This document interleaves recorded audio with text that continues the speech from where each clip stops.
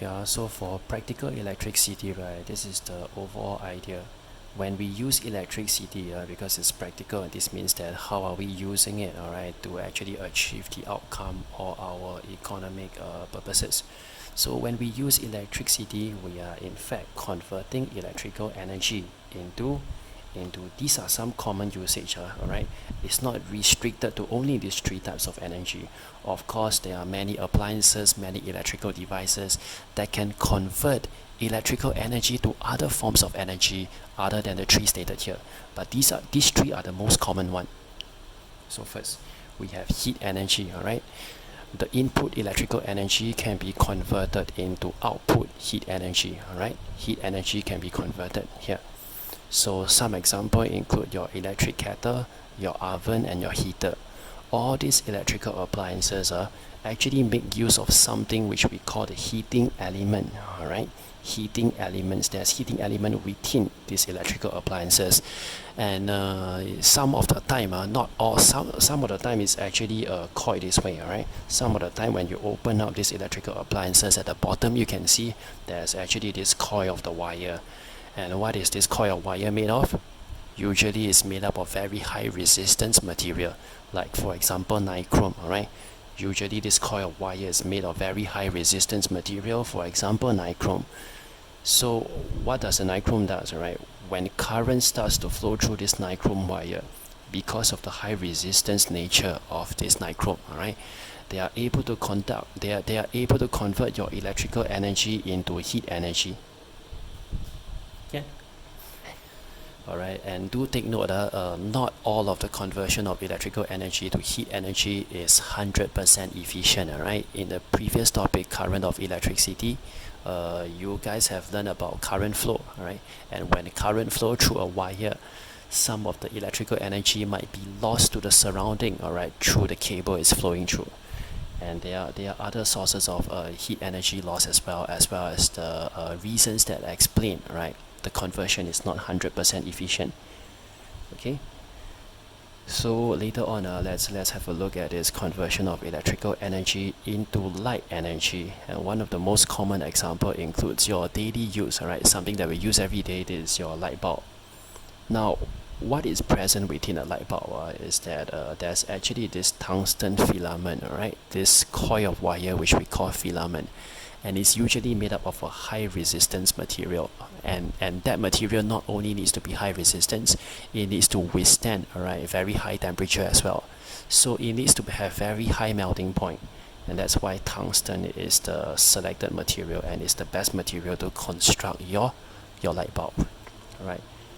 So here, when current starts to flow through this tungsten wire, right, then what actually happens is that this tungsten wire would convert your electrical energy into heat and light energy. Alright, if you place your lamp near to the light bulb, you can feel some heat energy coming out. So that's where part of the energy is converted into. Not 100% of the electrical energy you input into the light bulb will come out as 100% light energy. No. Alright, some part of it will be lost as heat to the environment. Alright, the third kind of conversion of energy, the most common kind, right, is actually mechanical energy. Let's say, for example, if you talk about an electrical motor, a drill, and a hairdryer, alright, all these electrical appliances make use of your electrical energy input, alright. All these electrical appliances make use of your electrical energy input, and when they input electrical energy into the system can actually output a certain mechanical energy, right? Can output certain mechanical energy. They convert the electrical energy into mechanical energy and causes mechanical movement, right? So this is the description here.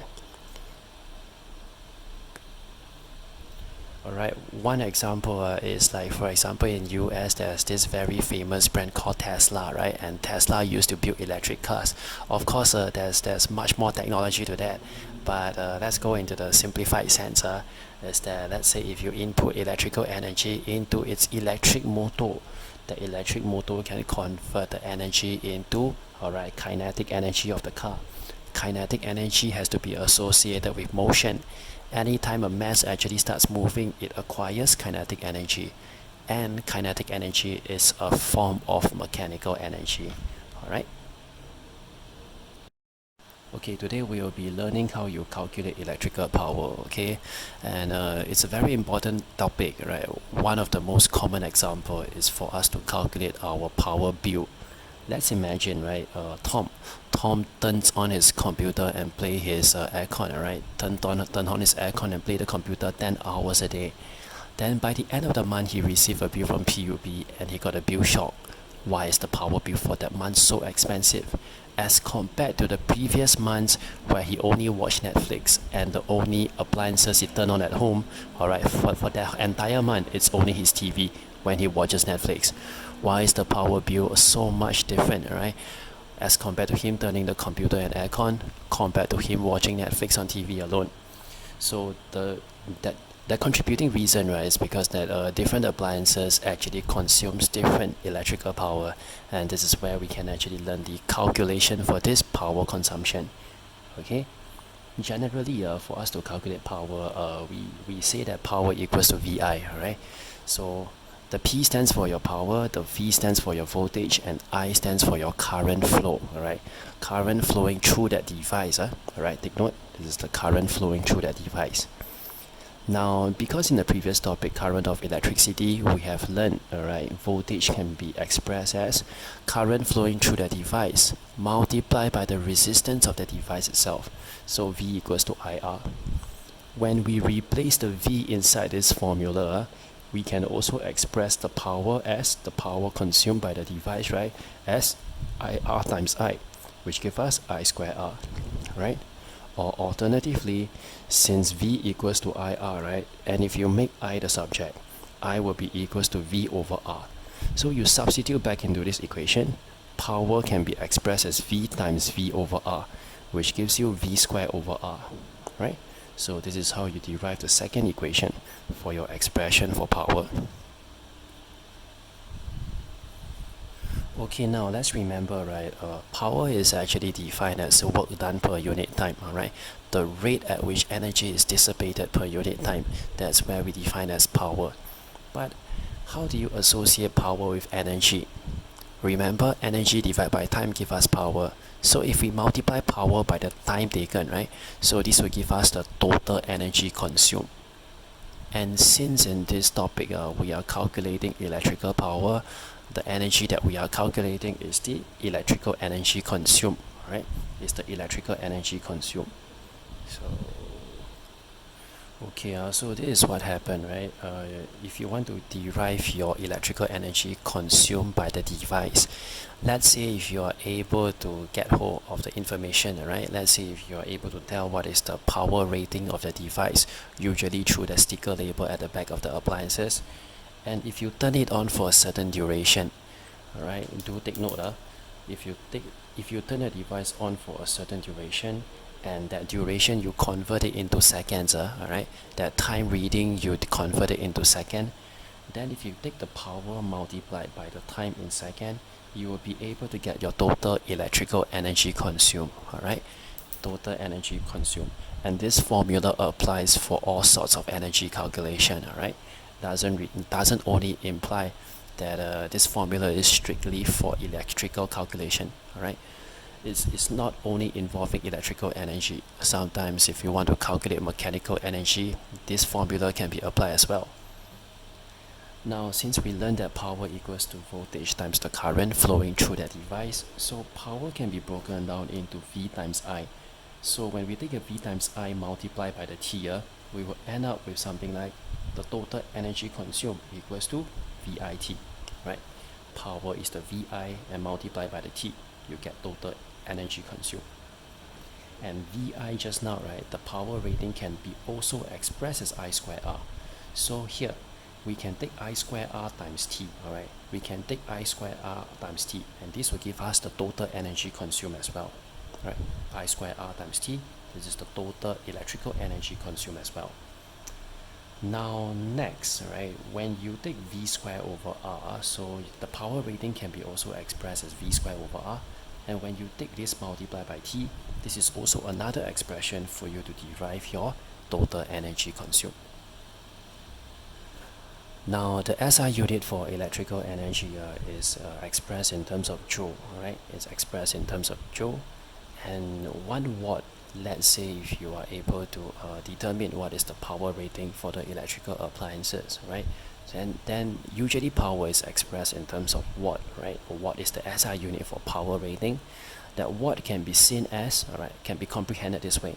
It's telling you that every second 1 joule of energy is dissipated, alright?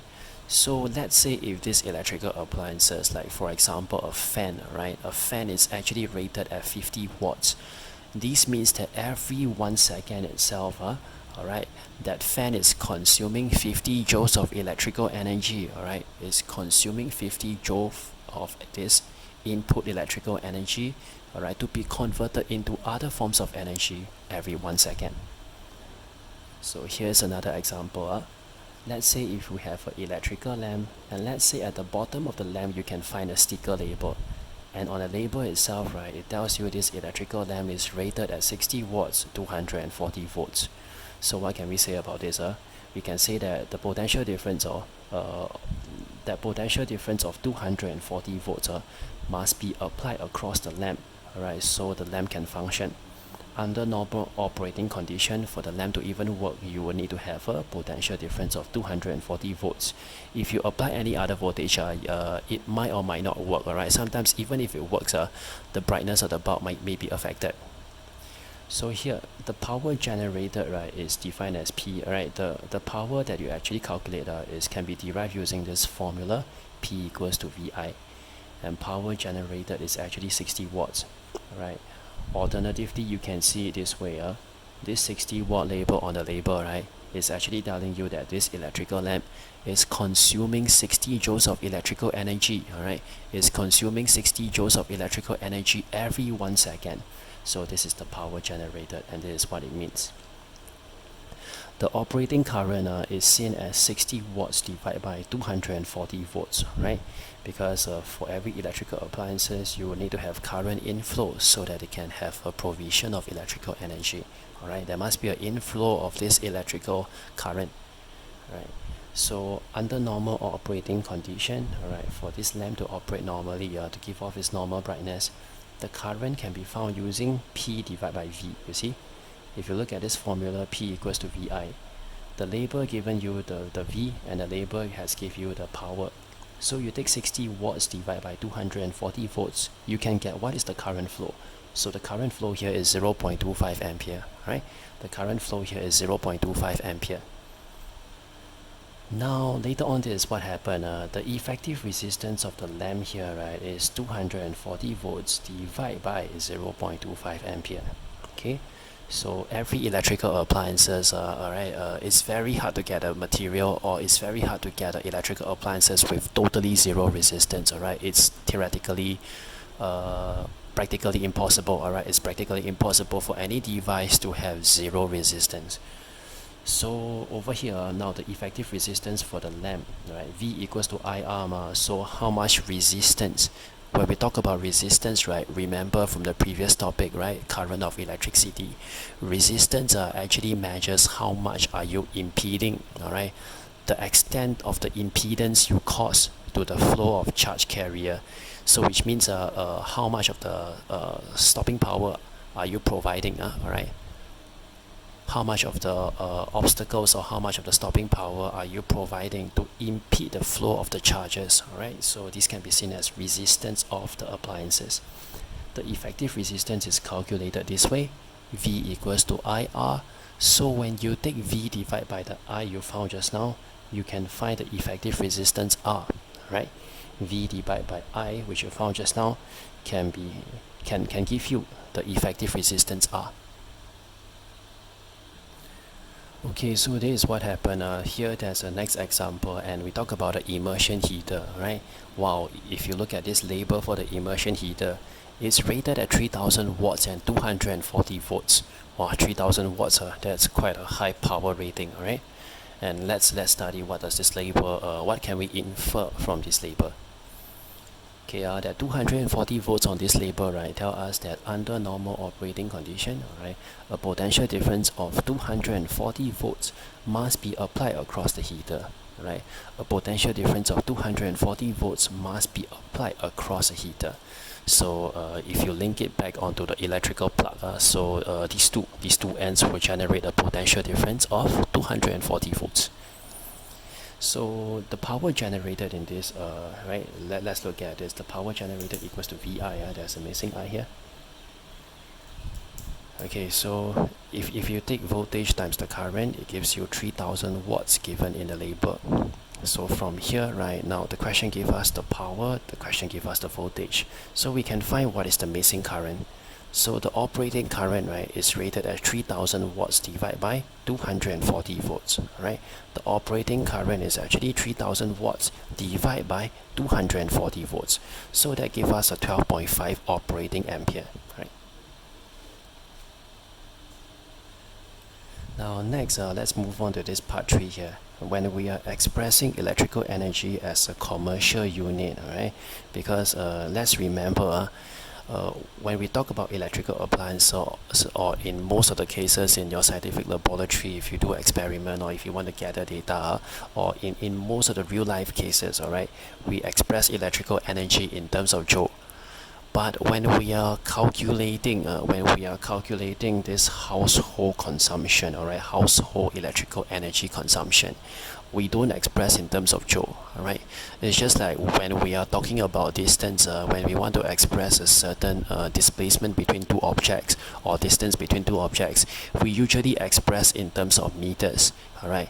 But when you go on to the astronomical scale, right, if you start comparing the distance between this planet and the other planet here, and we start to measure the distance in terms of light years.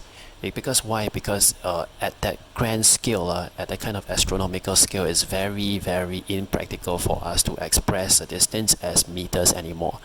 Alright, so the overall idea work this way is that when we start expressing our total electrical energy consumer, alright, so let's say, for example, let's say if we have 4 person in a household, alright, and then 4 person, each and every one of them turns on the TV, turns on the computer, turns on the heater, turns on the kettle, turns on the cooker, turns on every electrical appliances you have at home.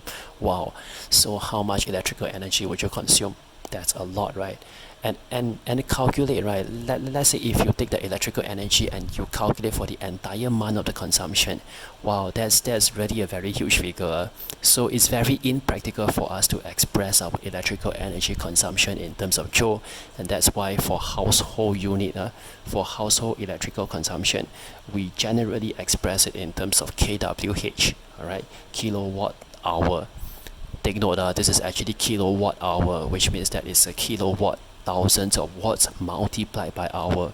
It's not divide, it's not kilowatt divided by hour, or some students might call it kilowatt per hour. It's not the case. So let's try and comprehend what does the kilowatt hour means, right? Let's say if you consume, let's say this household consume X kilowatt hour of electrical energy, alright, for this month. So the total, this X kilowatt hour can be expressed as, right, you see, this is X thousands of watt. Every kW stands for kilowatt, so which means that it's 1000 watts. Alright, X thousand of watts times 1 hour. So you run, alright, at the rate, okay, this kilowatt means what? This kilowatt means that you are consuming 1000 joules of electrical energy every 1 second, alright, every 1 second. And let's say if you calculate for the duration of 1 hour, alright, so 1 hour must be broken down into 3600 seconds, so that when you multiply them, the second and second cancel out, right? So in the end, your X kilowatt hour can be expressed as X and 3.6 million joules of electrical energy, alright, X times 3.6 million joule of electrical energy. So here, this means that every 1 kilowatt hour we have, right, can be seen as 1000 watt, right? 1 kW times 1 hour, which gives us this 1000 watt is telling you that every 1 second you are consuming 1000 joules of electrical energy. You times it by 3600 seconds, you end up with 3.6 million joule, alright? So 3.6 million joules of electrical energy is equivalent to 1 kilowatt hour. You see, instead of writing, instead of expressing your energy consumption as so many zeros at the back, how many here? Alright, if you want to press it in terms of a standard form, there's actually quite a large indices, quite a large power you will get in the end. All right, 3.6 million joule. Instead of writing so many zeros at the back and so many numerical value, why not we just place it at kWh, right? It's much more simpler. So here, let's take for example, all right, if the PUB, if I say if PUB bills you for every 1 kilowatt hour of electrical energy you consume, right? Let's say PUB bill you 15 cents. So by using 150 kilowatt hour of electrical energy, all right, by using 150 kilowatt hour of electrical energy for that month, how much will you be paying? So this is how we calculate. First, we need to calculate how many units, all right, of electrical energy have you consumed in terms of kilowatt hour, all right, in terms of kilowatt hour. Then we multiply by the cost per kilowatt hour, all right. Every 1 kilowatt hour costs how much? Multiply by how many kilowatt hour you use. In the end, this is 150 times 15 cents. So that gives you 22.50, all right. This is the total cost that you will pay PUB. If the rate at which 1 kilowatt hour of electrical energy is charged at is 15 cents, but I think the current rate right now, I think is higher than this, right? So it's no longer 15 cents anymore, right? There's a fluctuation. Every few months they will adjust the electrical tariff based on the cost of inputs, like for example the price of crude oil, the cost of the manpower to actually man, and the cost of the equipment upgrades, all right? Everything will be factored in, and this price would actually fluctuate every month.